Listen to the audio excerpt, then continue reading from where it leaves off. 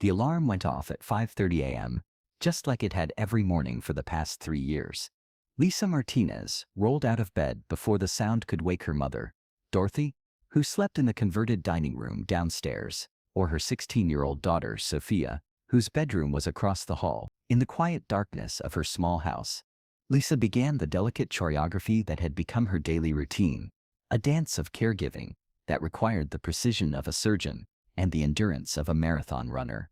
At 42, Lisa found herself living in what social workers called the sandwich generation, caring for both an aging parent and a teenage child while trying to maintain some semblance of her own life.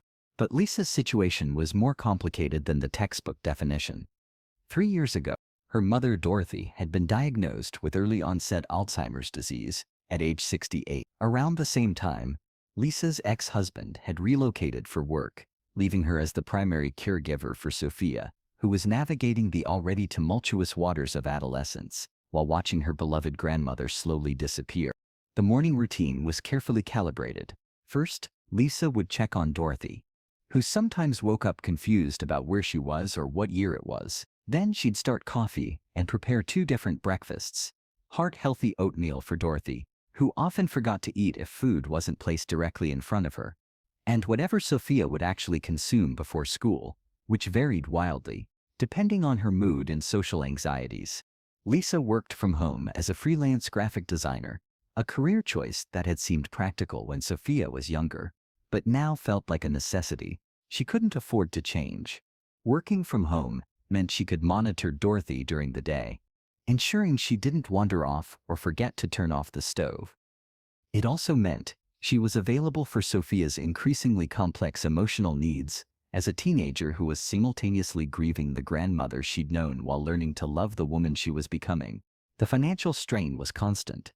Dorothy's care required medications, doctor visits, and modifications to their home to make it safer for someone with memory issues. Sophia needed everything a teenager needs: clothes, school supplies, activities, and the kind of social opportunities that help adolescents develop into healthy adults. Lisa's freelance income covered the basics, but there was never enough for extras, never enough for emergencies, and certainly never enough for Lisa to consider her own needs. Sleep was a luxury Lisa had almost forgotten. Dorothy often experienced sundowning, increased confusion, and agitation in the evening hours that could last well into the night. Lisa would spend hours calming her mother, redirecting her attention, and ensuring she was safe. Then Sophia, stressed by homework, friend drama, or simply the weight of watching her grandmother's decline, would need to talk, to cry, to process emotions that felt too big for her teenage heart. Lisa existed in a state of constant vigilance, always listening for sounds that might indicate Dorothy needed help or Sophia needed comfort. She'd mastered the art of appearing cheerful and capable while running on 4 hours of sleep and coffee fumes. Her own health appointments got postponed indefinitely. Her social life had dwindled to occasional text messages with friends who understood why she never had time to meet for coffee anymore.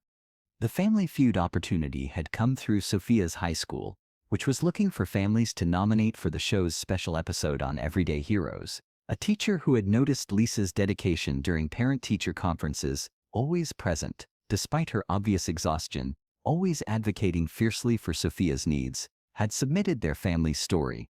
When the call came informing them they'd been selected, Lisa's first instinct was to decline.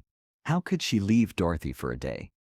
What if her mother had an episode while they were gone? What if being in a strange environment triggered confusion or anxiety? But Sophia had been so excited about the possibility, and Dorothy, during one of her clearer moments, had insisted they should go. "You never do anything fun anymore, Mija," Dorothy had said, using the Spanish endearment she'd called Lisa since childhood. "Go on that show, win some money, buy yourself something pretty." The suggestion that Lisa buy herself something pretty had made her laugh, a real laugh, the kind she hadn't experienced in months. When was the last time she'd even thought about what she might want for herself? They'd arranged for Lisa's sister Carmen to stay with Dorothy during the taping. Carmen lived 2 hours away and had her own family responsibilities, but she'd volunteered immediately when she heard about the opportunity. "You deserve this," she told Lisa. You deserve to be celebrated for everything you do. The Martinez family team consisted of Lisa, Sophia, Carmen, and two of Dorothy's sisters, who had driven in from different cities, specifically for the taping. They'd all insisted on being part of this moment, this rare opportunity for Lisa to be in the spotlight, instead of in the background taking care of everyone else. Dorothy had been having a good day when they left for the studio, lucid enough to hug Lisa goodbye and whisper, "Make us proud, baby girl. You always make us proud." Steve Harvey noticed Lisa immediately during the pre-show warm-up. There was something about her careful attention to everyone around her. The way she made sure Sophia felt confident, the way she checked that her sisters-in-law were comfortable, the way she seemed to be taking care of everyone even in this exciting moment. But there was also something else, a bone-deep tiredness that she carried with grace, and a warmth that persisted despite obvious exhaustion. "Lisa," Steve said during introductions, "tell me about your family." Lisa stepped forward, automatically straightening Sophia's collar as she spoke. "We're the Martinez family from San Antonio, Texas. This is my daughter Sophia, my sister Carmen, and my aunts Maria and Rosa. My mother Dorothy is at home today. She has Alzheimer's, so traveling is difficult for her." "How long have you been caring for your mother?" Steve asked gently. 3 years since the diagnosis," Lisa replied. "But really, she's been my responsibility much longer than that. When you love someone, you don't wait for a diagnosis to start taking care of them." Steve nodded, sensing there was much more to this woman's story. The game began against the Johnson family from Atlanta, and both teams proved to be competitive. Lisa was sharp with her answers, drawing on a breadth of knowledge that came from years of watching game shows with Dorothy during the day and helping Sophia with homework at night. She moved with the efficient energy of someone accustomed to multitasking, even managing to keep an eye on Sophia's comfort level throughout the game. But it was clear to everyone watching that Lisa was operating on a different level of tiredness than typical contestants. She was present and engaged, but there was a weight in her shoulders, a careful way she held herself, that suggested someone who never truly relaxed. During commercial breaks, Steve found himself drawn to Lisa's quiet strength. She used the downtime to check on her family members, to ask if anyone needed water, to ensure everyone was enjoying the experience. Even in her moment to shine, she was taking care of others. It was during the 4th round that the question came that would expose the depth of Lisa's sacrifices. "We surveyed 100 people," Steve announced. "Name something you need most in life." Lisa was at the podium. The question felt both simple and impossibly complex. What did she need most? Sleep, help, time to herself, a day when no one required anything from her. A moment when she could think about her own wants instead of everyone else's needs. But looking at that question, Lisa realized that what she needed most wasn't something she could say on television, wasn't something that would make sense to people who hadn't lived her life. Instead, she found herself giving an answer that was both completely honest and carefully protected.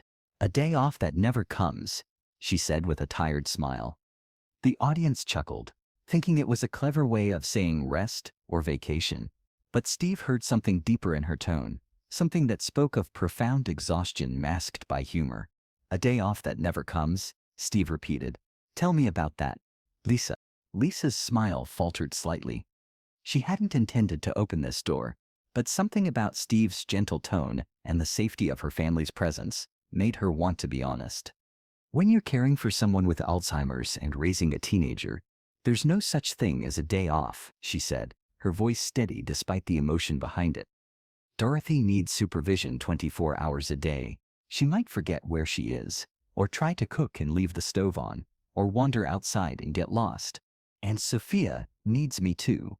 She's 16, she's dealing with normal teenage stuff, plus watching her grandmother disappear a little more each day." The studio had grown quieter, everyone drawn into Lisa's honest vulnerability. "I love them both so much," Lisa continued, "but some days I dream about sleeping for 8 hours straight, or taking a shower without listening for sounds from the other room, or having a conversation that isn't about medications or homework or whether someone remembered to eat lunch." Sophia, watching from the family section, had tears in her eyes. She'd never heard her mother articulate this burden so clearly. But then I think about Dorothy, who raised me and loved me and deserves to be cared for with dignity in her final years. And I think about Sophia, who needs stability and love during one of the hardest periods of her life. And I realize that what I actually need most isn't a day off, it's the strength to keep showing up, day after day, because that's what love looks like. Steve set down his cards and approached Lisa directly. Something in her words had hit him profoundly. The way she'd transformed a complaint into a declaration of love. The way she'd found meaning in sacrifice without martyring herself. "Lisa," he said, his voice thick with emotion, "what you just described isn't just caregiving. That's heroism." Lisa shook her head. "I'm not a hero, Mr. Harvey. I'm just doing what needs to be done. Millions of people are doing exactly what I'm doing. And that," Steve said firmly, "is exactly what makes you a hero. Heroes don't think they're heroes. They just do what needs to be done, day after day, without recognition, without applause, without breaks." He turned to address the studio audience. "Ladies and gentlemen, we talk a lot about heroes in our society. We celebrate athletes and entertainers and people who do extraordinary things in extraordinary circumstances. But Lisa is showing us what everyday heroism looks like. It looks like getting up every morning and putting other people's needs before your own. It looks like finding joy in small moments while carrying enormous responsibilities. It looks like loving people through their worst days and their best days, and all the days in between." The audience began to applaud, but Steve held up his hand. "But I want to know something, Lisa. In all this caregiving, in all this taking care of everyone else, who takes care of you?" The question hit Lisa like a physical blow. When was the last time someone had asked about her needs, her well-being, her own care? She tried to speak, but found herself unable to form words as tears began to flow. Sophia couldn't stay in the family section any longer. She approached her mother at the podium, wrapping her arms around Lisa in a fierce hug. "I see how hard you work, Mom," Sophia said, her voice clear and strong despite her tears. "I see how tired you are, and how you never complain, and how you always make sure Grandma and I have everything we need. You think I don't notice, but I do. You're the strongest person I know." Lisa sobbed into her daughter's shoulder, years of accumulated exhaustion and unacknowledged sacrifice pouring out. "I love you both so much," Lisa whispered. "Sometimes I just wish I could be enough for everyone who needs me." "Mom," Sophia said, pulling back to look directly into Lisa's eyes. "You are enough. You're more than enough. You're everything." Steve, watching this reunion between mother and daughter, found himself completely moved. He approached them both, his own eyes filled with tears.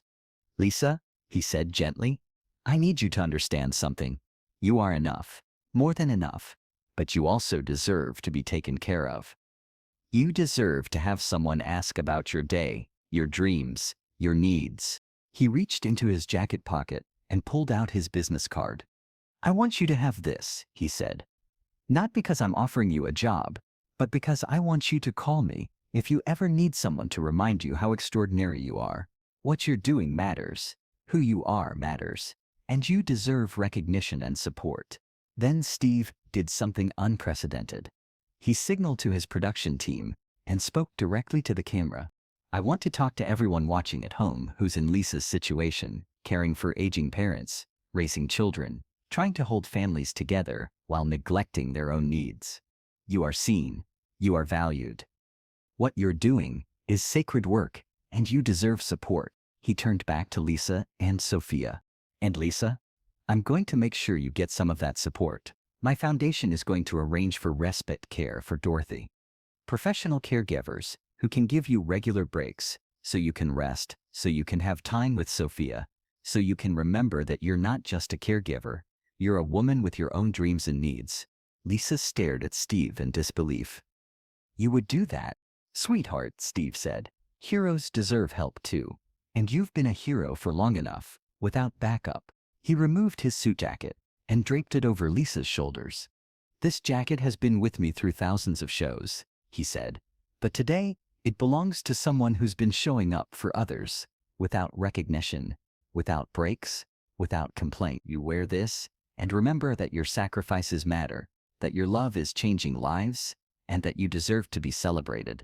The standing ovation that followed was unlike anything the Family Feud studio had ever heard. The audience was on their feet, many crying openly, recognizing something profound in Lisa's story that spoke to their own experiences of loving people through difficult circumstances.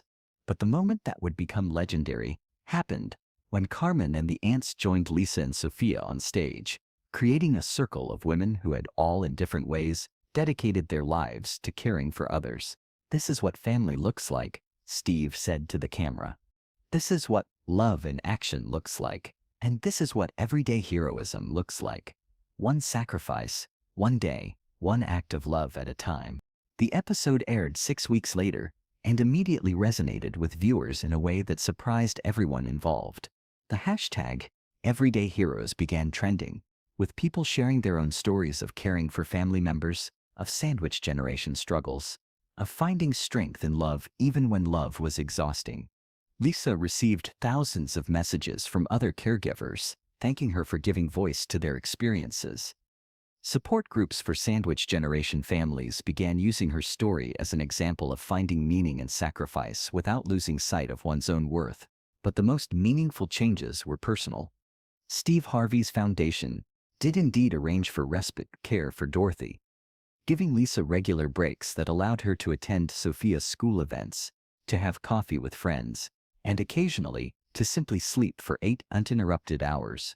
More importantly, the experience had opened conversations within the Martinez family about sharing responsibilities and acknowledging Lisa's needs. Sophia began taking more initiative in caring for her grandmother, creating art projects they could do together, and reading to her in the evenings. Carmen started visiting more frequently, and the extended family organized a rotation system that ensured Lisa had support. "I thought asking for help meant I was failing," Lisa reflected in an interview 6 months later. "But I learned that accepting help means I can be better at everything I do. Better caregiver, better mother, better person." Today, Lisa Martinez continues to care for Dorothy, whose condition has progressed, but who still has moments of clarity, where she tells Lisa how proud she is of her. Sophia is thriving in her senior year of high school, planning to study social work in college, so she can help other families navigate the challenges hers has faced. Lisa has become an advocate for caregiver support, speaking at conferences and working with organizations that provide resources for families dealing with Alzheimer's and other chronic conditions. She always wears Steve's jacket to these events, a symbol not just of her appearance on Family Feud, but of the moment when she learned that heroes deserve help too. The most profound change, though, is in how Lisa sees herself. She no longer apologizes for being tired or for needing support. She's learned that strength isn't about never needing help. It's about knowing when to ask for it and graciously accepting it when it's offered. In her living room, next to a photo of 3 generations of Martinez women, hangs a framed quote that Steve wrote for her. "Heroes don't wear capes. They wear aprons and tired smiles and hearts big enough to love everyone who needs them. But heroes also deserve to be loved and cared for in return." Because Lisa had learned that the most important lesson isn't about being strong enough to carry every burden alone. It's about being wise enough to know that love multiplies when it's shared, that families grow stronger when everyone contributes, and that even heroes need someone to remind them that they matter too. The sandwich generation struggles continue, but Lisa Martinez faces them now with the knowledge that she's not alone, that her sacrifices are seen and valued, and that sometimes the most powerful thing you can do is admit that you need help and then accept it with grace. Sometimes heroism looks like grand gestures and dramatic rescues, but more often, it looks like Lisa Martinez, getting up every morning, making breakfast for people she loves, and choosing to find joy in the midst of overwhelming responsibility. And sometimes, heroism also looks like learning that you deserve to be cared for too.